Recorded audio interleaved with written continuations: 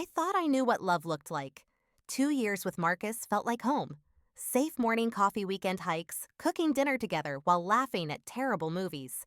He was this brilliant software developer at some hot tech startup, and I was just me. Nicole, the freelance graphic designer who worked from her tiny apartment. But when I looked at him, I saw my future. When he looked at me lately, I saw something else. Doubt. Distance. Something was changing, and I could feel it. Before I dive into what happened next, let me know where you are watching from in the comments below. And if you have ever felt like you were not enough for someone, hit that like button and subscribe, because this story might just change how you see your own worth. Looking back, I should have trusted my instincts sooner. Marcus and I met at this little coffee shop downtown 2 years ago. I was 28, building my freelance graphic design business, one project at a time. He was 31, this senior developer who could talk about algorithms and coding like poetry. The way his eyes lit up when he explained his work made me fall for his passion before I fell for him. Our life together was beautifully ordinary. Saturday morning hikes through the trails outside the city. Sunday afternoons where he would cook while I worked on client projects at the kitchen table. Movie nights where we would argue about plot holes and eat too much popcorn. I paid my own bills, had my own dreams, never needed him to rescue me. That independence felt like strength. But about 3 months ago, things started shifting in ways I could not quite name. Marcus began getting these texts at all hours. Notifications would light up his phone during dinner, and he would glance at them with this expression I had never seen before. When I asked who was messaging so late, he would say it was just work stuff. Urgent deadlines, new project launches. Then came the phone calls he had to take in private. Marcus would step out onto the balcony or disappear into the bathroom, speaking in hushed tones that carried a different energy than his usual conference calls. I started noticing him deleting message threads, clearing his chat history with certain contacts. When I casually asked about it while he was making coffee one morning, he got defensive. "Nicole, you are being paranoid. It is just work conversations. Nothing interesting." The first real crack appeared when Marcus mentioned his company was throwing a party to celebrate some big funding round. I asked when it was thinking I would buy a new dress, maybe finally meet the colleagues he talked about. His face went blank for a second too long. "You would not really fit in with that crowd," he said, not meeting my eyes. "It is going to be all shop talk and industry gossip. Pretty boring for someone outside tech." I felt something cold settle in my stomach. "I can handle shop talk, Marcus. I have been listening to you explain your work for 2 years. "That is different. These people are—" He paused, searching for words that made it worse. "They are at a certain level. You know what I mean." I did not know what he meant, but I knew how it made me feel. Small. Like I was something to be managed rather than shared. That night, I lay awake listening to him breathe beside me, wondering when I had become someone who did not fit into his life. The distance grew wider. Marcus started working late more often, coming home with stories about team dinners and networking events I was never invited to. He would mention names of colleagues like they were celebrities I should recognize. "Alexandra said the funniest thing today." You should see how Alexandra handled that client presentation. Always Alexandra. One evening, I was in the kitchen when his phone rang. He answered it without thinking, probably assuming I could not hear from the other room. "Yeah, I know what you mean," he was saying, his voice carrying that tone he used with people he wanted to impress. "She does not really understand the pressure of this industry." There was laughter on the other end. Female laughter. Then a voice I could barely make out. "Does she even know how much you make now?" Marcus chuckled, and the sound hit me like ice water. That is part of the problem. Different worlds, you know. I heard his footsteps moving toward the kitchen and quickly busied myself washing dishes that were already clean. When he appeared in the doorway, I kept my eyes on the soapy water, afraid of what he might see in my face. "Who was that?" I asked, trying to sound casual. "Just Alexandra from work. We were discussing the quarterly review process. That night marked the beginning of my own unraveling. I started questioning everything I thought I knew about myself, about us, about my worth in his rapidly evolving world. The pressure from Marcus's colleagues became a constant presence in our relationship, like a third person sitting at our dinner table every night.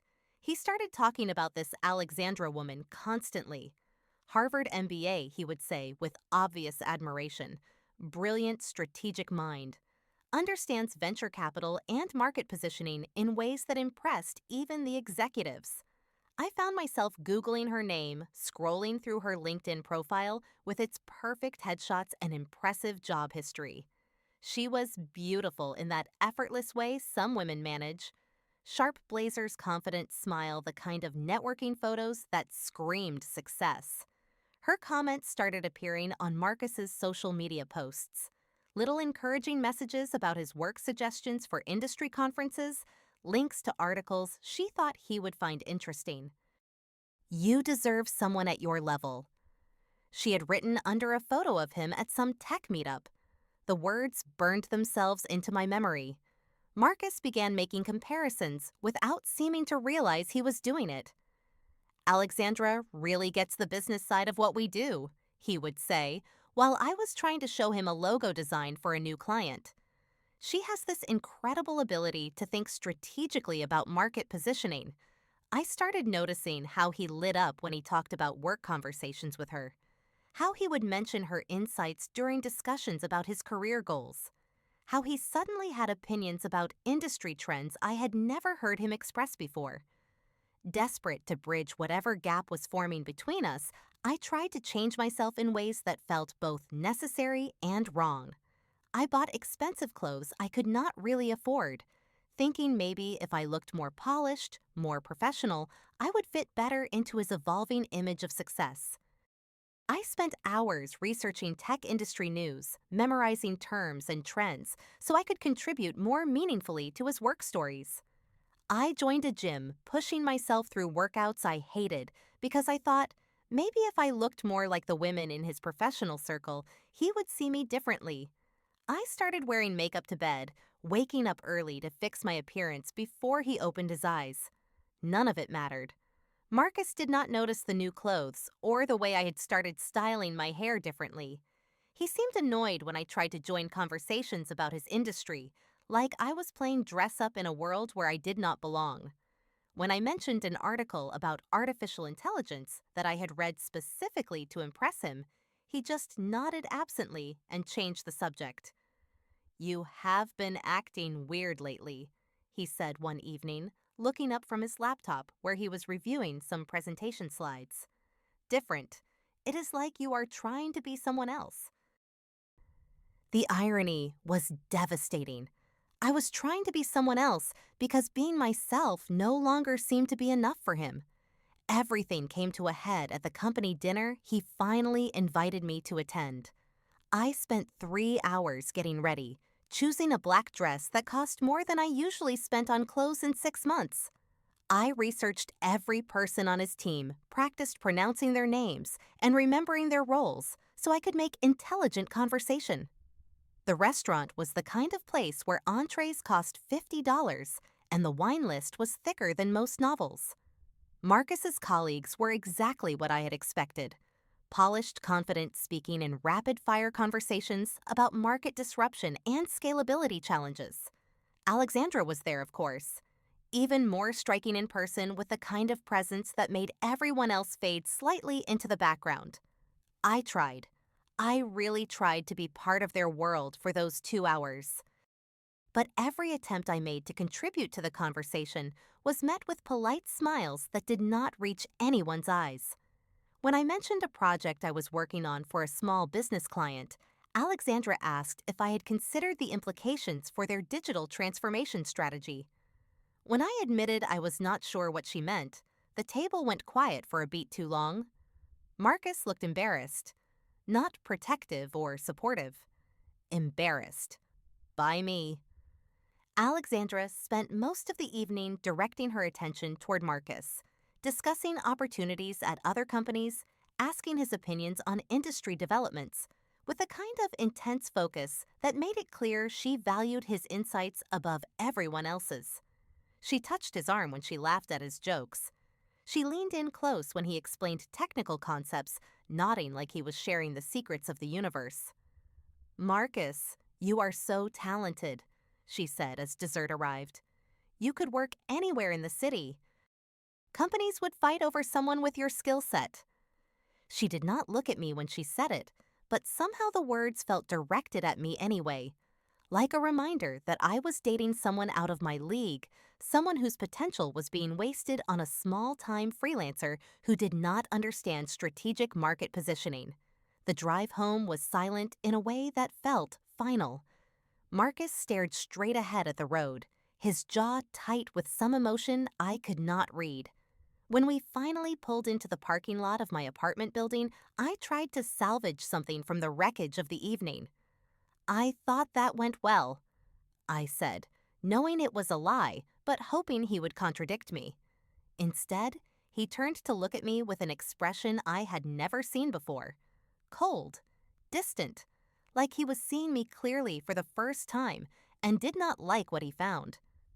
"Nicole, you embarrassed me tonight. You did not understand half of what anyone was talking about. These people are my colleagues, my professional network. I need them to respect me." "I was trying," I whispered. "I researched everyone there. I studied industry terms. I wanted to fit in." "But you do not fit in. That is the problem." His voice was matter-of-fact, like he was explaining something obvious to a child. "Maybe we are just at different places in our lives right now." I sat in his passenger seat, wearing my expensive dress and perfect makeup, feeling smaller than I had ever felt in my entire life. This was the man I loved, the man I had built a life with, and he was looking at me like I was a problem that needed to be solved. Marcus showed up at my door 3 days later with the kind of expression that makes your stomach drop before anyone says a word. I had been hoping those 3 days of silence meant he was just processing what had happened at dinner.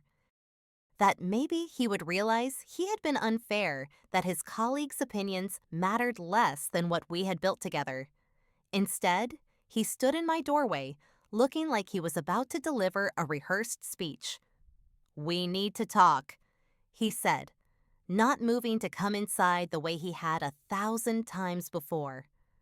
I let him in, but he remained standing in my living room, hands shoved deep in his pockets.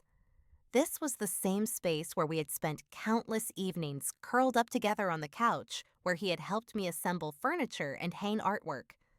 Now he looked at everything like he was seeing it for the first time, taking inventory of how small and modest it all was compared to the world he was moving into. "I have been thinking a lot about us." He began, his voice carefully measured. "About what happened at dinner, about where we are headed." I sat down on the edge of the couch, but he remained standing. The physical distance felt intentional. "My colleagues are right." He continued the words, hitting me like individual blows. "We are not in the same league anymore. I am moving up in my career, taking on bigger responsibilities, making connections that could shape my entire future.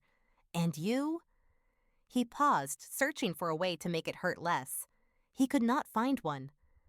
"You do not understand my world, my ambitions, what I am trying to build." "I can learn," I said, hating how small my voice sounded. "I have been trying to learn." "It is not about learning, Nicole. It is about belonging, about fitting naturally into the life I am creating." He ran a hand through his hair, looking everywhere except at my face. "Alexandra and we connect on a different level. She understands the pressure I am under, the goals I am working toward. When I talk to her about my career, she does not just listen. She contributes. She challenges me. She makes me better." The words Alexandra and I hung in the air between us like a confession. "Are you saying you want to be with her?" I asked, even though I already knew the answer. "I am saying I need someone who can elevate me, not hold me back." His tone was businesslike, as if he was explaining a strategic decision to investors. You are a good person, Nicole, but good is not enough anymore. I need someone who can match my ambition, who can help me reach the next level. I started crying then. Not the pretty tears you see in movies, but the ugly, desperate crying that comes when your entire world cracks apart.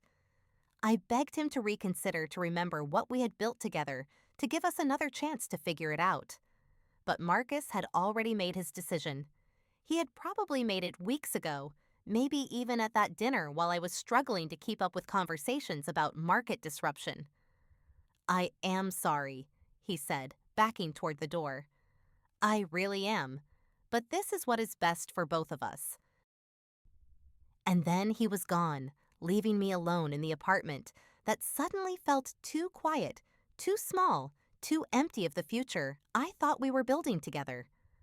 The first 5 hours after Marcus left were the darkest I had ever experienced. I called my best friend Sarah, sobbing so hard I could barely speak. She dropped everything and came over with ice cream and tissues and the kind of fierce loyalty that makes you remember you are not completely alone in the world. He is an idiot, she said, holding me while I cried. A complete and total idiot. But even as she said it, I could not shake the feeling that maybe he was right. Maybe I really was not enough for someone like him. Maybe I had been fooling myself, thinking I could be the partner of someone so successful, so ambitious, so clearly destined for bigger things than a small apartment and quiet evenings with someone like me. I spent those hours deleting every photo of us from my social media accounts, erasing the evidence of 2 years like they had never happened. I wrote and deleted dozens of text messages, desperate to say something that might change his mind, but knowing nothing I could write would be enough. Sarah sat with me through all of it, letting me cycle through anger and bargaining and heartbreak without trying to rush me toward acceptance. But around hour 4, she pulled out her laptop with the kind of determined expression that meant she was about to show me something important. I need you to see this, she said, angling the screen toward me. It was LinkedIn. Alexandra's profile was open, but not the polished professional summary I had memorized during my desperate research sessions. Sarah had found a post from 3 months earlier that I had somehow missed. A photo of Alexandra with some guy at what looked like an expensive restaurant, both of them grinning at the camera. The caption read, 3 months with this amazing man, and he finally put a ring on it. Cannot wait to marry my best friend and business partner. I stared at the screen, trying to process what I was seeing. She is engaged. To the CEO of some fintech startup, Sarah said, clicking through to the guy's profile. Has been for 3 months, right around the time Marcus started talking about her constantly. The pieces started fitting together in my mind like a puzzle I had been too close to see clearly. Alexandra had never been interested in Marcus romantically. She had been using him playing with his attraction to her to boost her own ego, or maybe to make her actual fiancé jealous. And Marcus had been so blinded by her attention, so desperate to prove he belonged in her world, that he had destroyed the real relationship he had for the fantasy of one that was never going to happen. My phone buzzed. A text from Marcus. Can we talk? Then another, I made a mistake. Then Alexandra played me. She was never interested. Then I lost the best thing in my life for nothing. Finally, please give me another chance. I stared at the messages, feeling something shift inside me. Not the desperate relief I had expected, but something colder, clearer.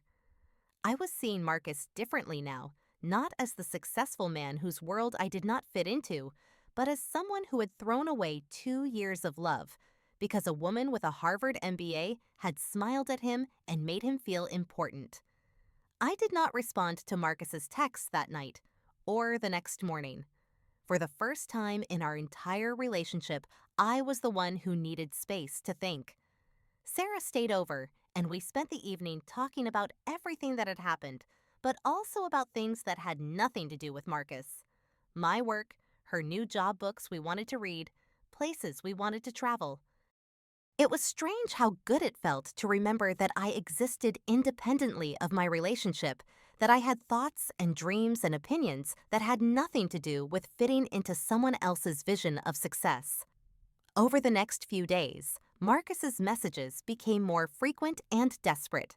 He called, but I let it go to voicemail. He sent flowers to my apartment with a card that said, "I was wrong about everything." He even showed up at the coffee shop where we had first met, texting me that he would wait there until I agreed to see him. But I was not ready. I needed time to understand what had really happened, not just with Alexandra's manipulation, but with my own response to being told I was not enough. I had spent months trying to change myself to become someone worthy of Marcus's new ambitions. Now I was trying to remember who I had been before I started measuring my worth by his standards. When I finally agreed to see him, it was on my terms.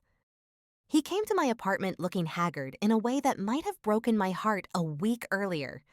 Now it just made me sad for both of us.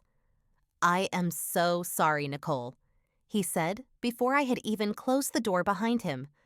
I was an idiot, a complete idiot. Alexandra was engaged the whole time. She was just using me to make her fiancé jealous or something. I do not even know. All I know is that I threw away the best relationship I have ever had for someone who was playing games. He was carrying flowers again, expensive ones from the fancy florist downtown. The kind of gesture that used to make me melt, but now felt calculated, like he was trying to buy his way back into my good graces. I never should have listened to what other people thought about us. He continued his words, tumbling over each other in his rush to get them out. Those people mean nothing compared to what we had. You are my everything, Nicole. You always were. I let him talk, watching his face as he made promises about how things would be different, how he would never let outside influences affect us again, how he had learned his lesson about what really mattered. Part of me wanted to believe him, the part that still loved him, that missed our easy mornings and quiet evenings together. But a bigger part of me was listening to what he was not saying. He was not apologizing for telling me I did not fit into his world. He was not acknowledging that he had made me feel small and worthless and not enough. He was sorry that Alexandra had played him, not that he had been willing to throw away our relationship for the possibility of something he thought was better. "Marcus," I said when he finally paused for breath, "do you remember what you said to me that night about us not being in the same league?" He winced. I was confused, pressured. I did not mean it. But you did mean it. That is why it came out so easily. I sat down across from him, needing the physical distance to say what I needed to say. You chose to believe people you barely knew over trusting what we had built together. You looked at me and decided I was not worth defending. I know, and I am sorry. I will never do that again. The problem is not that you might do it again, I said quietly. The problem is that you did it at all. If you could abandon me so easily when something shinier came along, then you were never really mine to begin with. Marcus started crying, then real tears that I had never seen from him before. He begged me to reconsider, to give him another chance, to prove he had learned from his mistake. He talked about couples therapy, about taking a vacation together, to reconnect, about all the ways he would make it up to me. But I had spent the past week remembering who I was before I started trying to be worthy of his love. I had remembered that I was successful in my own right, that I had friends who valued me exactly as I was, that I had dreams and goals that had nothing to do with fitting into someone else's definition of success.